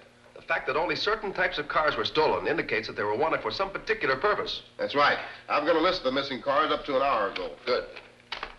So you think your new car's as fast as the Green Hornet? As fast as it? Sure, I'll overhaul that murdering bandit like his jalopy was tied to a hitching post. Come on out with me now and take a spin. I'll prove it to you. Sorry, man of action. I have work to do. Well, tomorrow then. Okay. If it isn't stolen by then. Of course, you know what's happening to a lot of new cars, don't you? Take my word for it, Casey. The Green Hornet is behind these car stealings.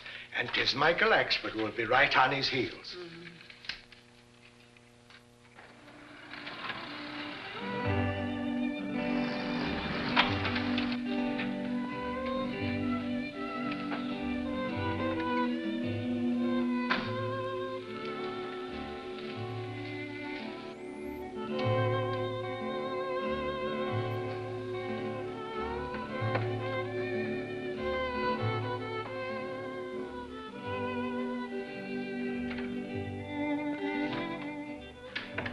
Krogan's men outside.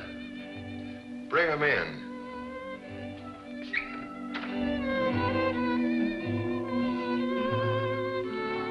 Hello, Haggis. Hi. You know Bourdin? How are you? Hello.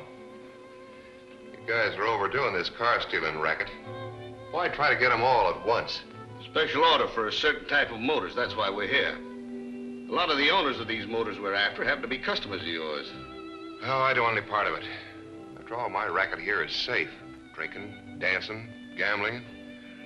We're leaving careless customers with their fat wallets. Listen, Haggis, Krogan didn't put you in this dump to run it your way. I told you Krogan wanted help, and if we can't get it from you, we'll make arrangements to take this layout over. Fellas, I was just kidding. After all, anything Krogan wants done. That's better. We'll put a couple of our men here tonight to pick up the cars we want. Your job will be to see that the customers don't make a discovery in time to squawk.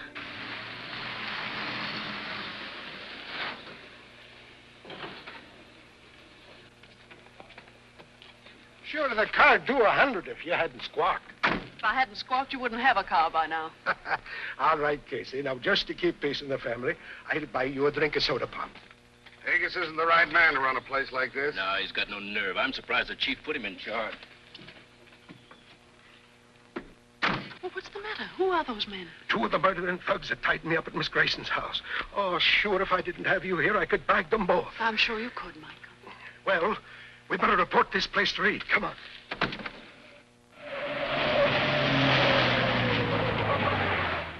But, Reed, I tell you, I am right. It was two of the outfit we met up with at the Grayson house, and they were saying that the boss was making a mistake to let this fella Haggis run the joint. Haggis? You mean the guy that runs a nightclub on the Camden Road? Sure, that's the place. You know him, Lowry? I know the place, but that club angle is just a front for the undercover gambling. Sounds like the place needs looking over. Michael, suppose you and I go out there tonight.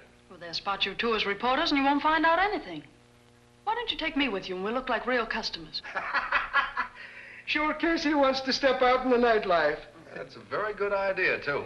Case, Michael will call for you at 9 o'clock tonight. I'll be wearing a tuxedo. Yes, sir. And that goes for you, too. Oh, for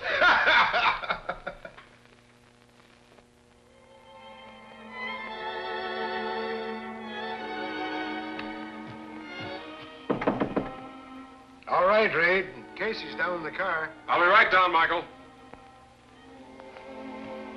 You understand what you're to do, Cato? Yes, sir.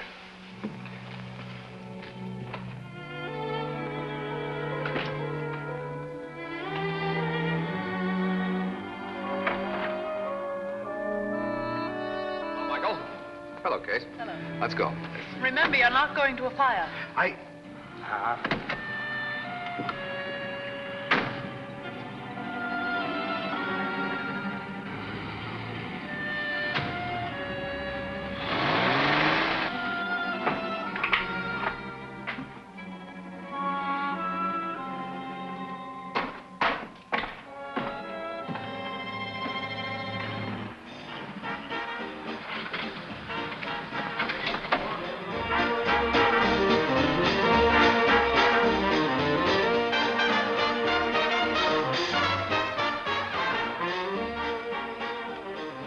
Something more, sir?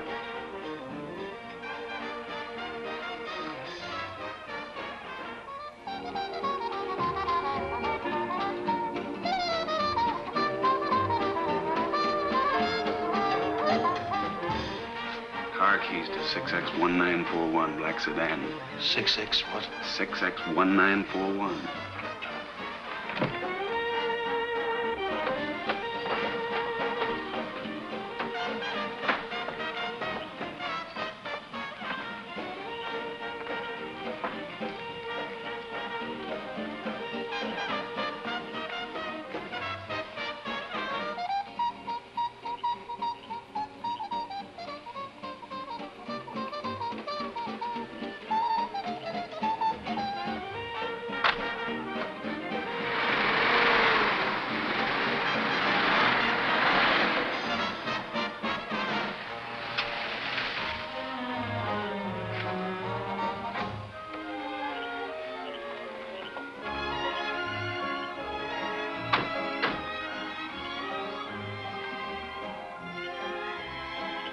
Get in the back seat and keep out of sight. Miss Case and I are going to look around. All right, sir.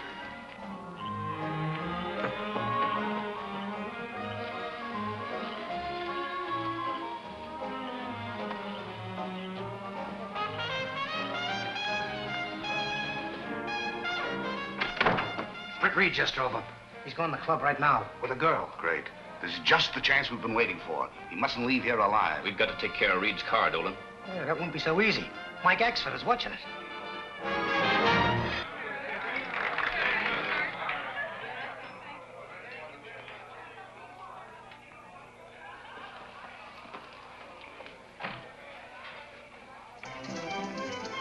Look like a den of thieves. Looks like a respectable place. That's what it's supposed to look like.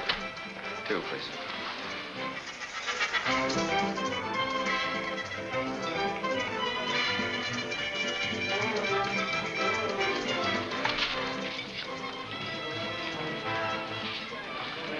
We better order so we'll look like customers.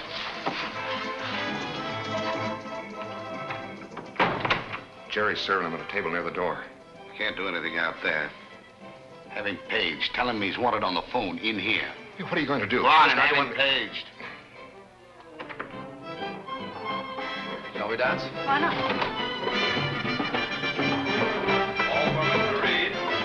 All for Mr. Brett Reed. Here. Telephone call, Mr. Reed. The phone's in the office over there. Thank you. I'll be right in. Will you excuse me for a moment? I don't like this. Nobody knows you're here.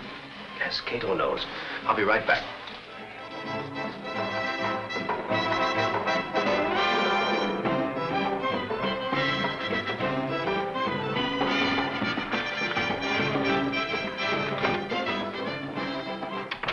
He's coming. The girl went outside.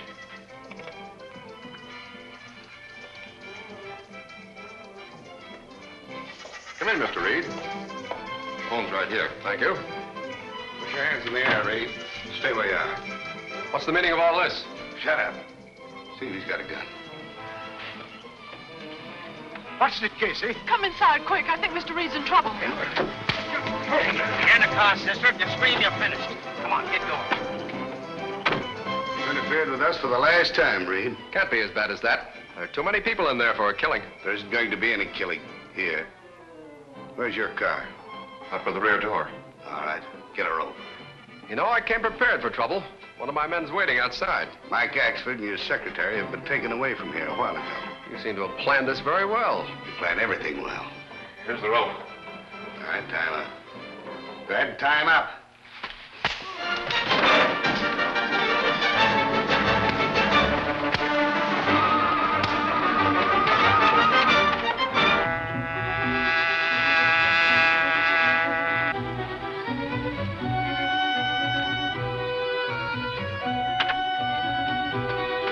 What is it, Mr. Britt? They've carried off Case and Axford.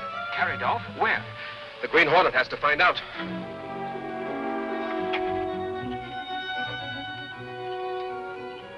I'll force one of them to show me where they've taken Case and Axford. We'll go in this car? No, I'll go in one of theirs. You follow. I understand.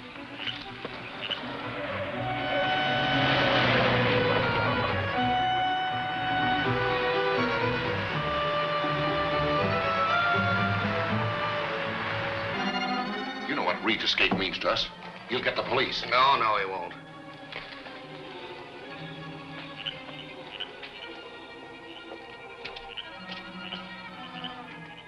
Reed won't dare make a move against you as long as we've got Axford and the girl. You got him safe. Where were they taken? To the warehouse where we're packing the motors. Axford goes out of there in a box when we ship him. We'll hold the girl to bring Reed to terms. You can do what you like with the big Irishman. He's given me plenty of trouble. But I'm cutting in on those stolen motors. The Green Hornet! Lower your voice. Now, where are those motors? Talk fast. All right, Hornet. I'll talk. Now, you're going to answer my questions. Don't shoot. I'll tell. The motors are in a warehouse down on Grant Street. All right, start moving. Where? To your car. We're going to that warehouse.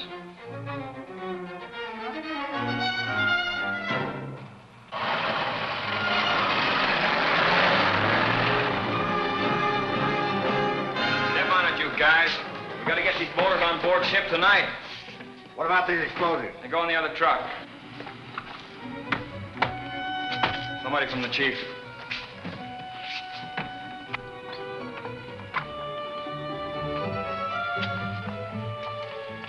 What's this? A couple of snoopers to be taken care of. Lock the door.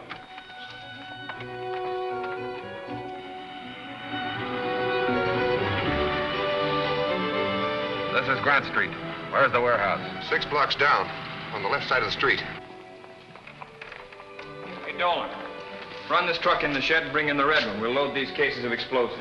Why don't you try doing some work yourself sometime? Get going. There'll be another box aboard that red truck. Go on, get over there, Irish.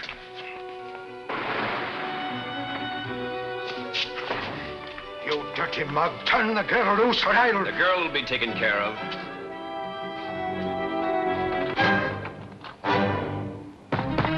Open up. It's the police. The police? Open up.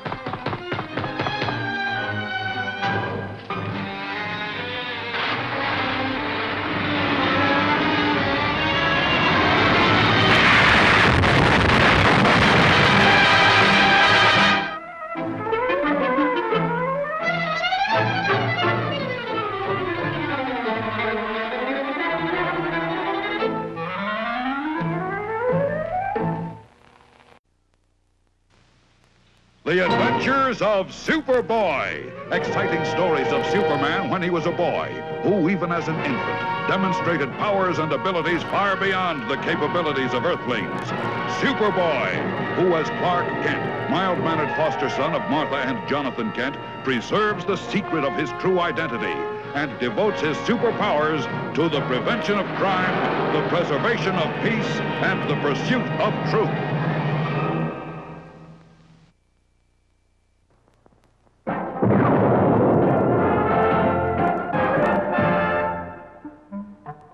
Robotville, USA, a small experimental city where daily come many awestruck visitors, such as Lana Lang and Superboy in his guise of young Clark Kent.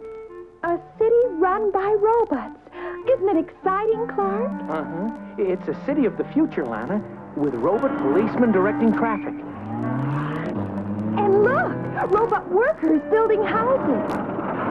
Even robot shopkeepers and robot bank tellers. Ooh, look over there. Robot soldiers. Oh, they look so real. Don't they? Wow, look at that. Good grief. Oh, they look so real. Come on, let's go watch their maneuvers. Watch out! Duck, Lana. Stay here. But Clark... That's live ammunition they're firing. This is a job for Superboy. Up, up, and away! Never far from his master, Crypto the Super Dog streaks from the sky to join Superboy. Let's go, Crypto. We've got work to do.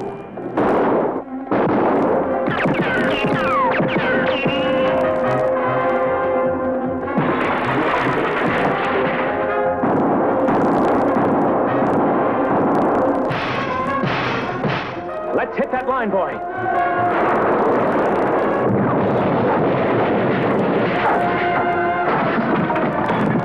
Now, the cannons.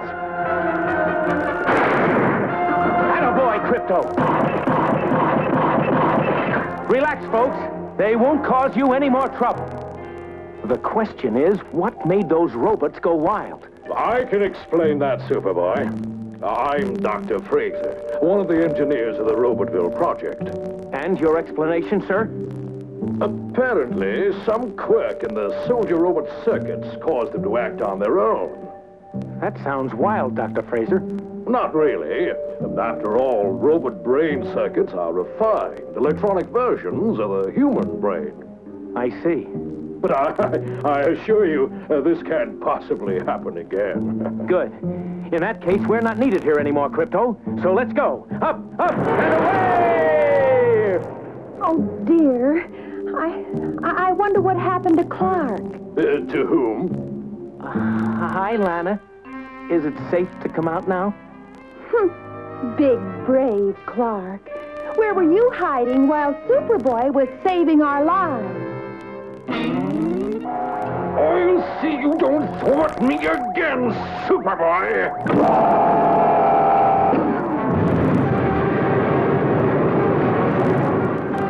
Clark, look!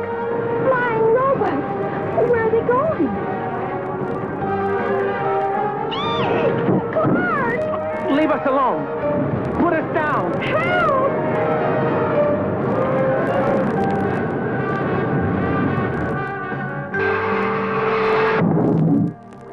Attention, everyone!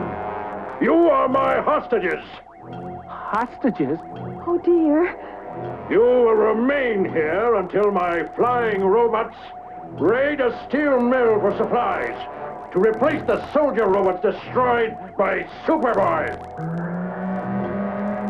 As his X-ray vision spots a generator beyond the wall, Superboy's super eyes emit a beam of heat vision, which strikes the delicate wiring. Another job for Superboy.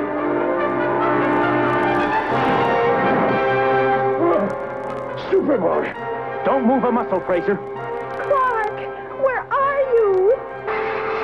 Up, up, and away! Good boy, Crypto. Swiftly, Superboy and Crypto streak to their destination, the steel mill, invaded by the flying robots. They're all over the place, Crypto. Let's get them!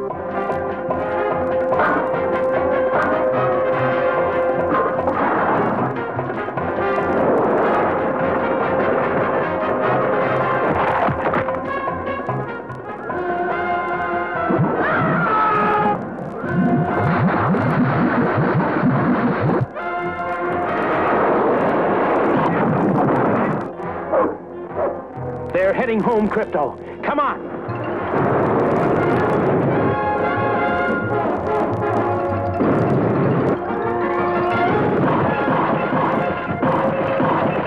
Okay. Now, Crypto, I've got one more job to do. Meanwhile, you take one of these robots and...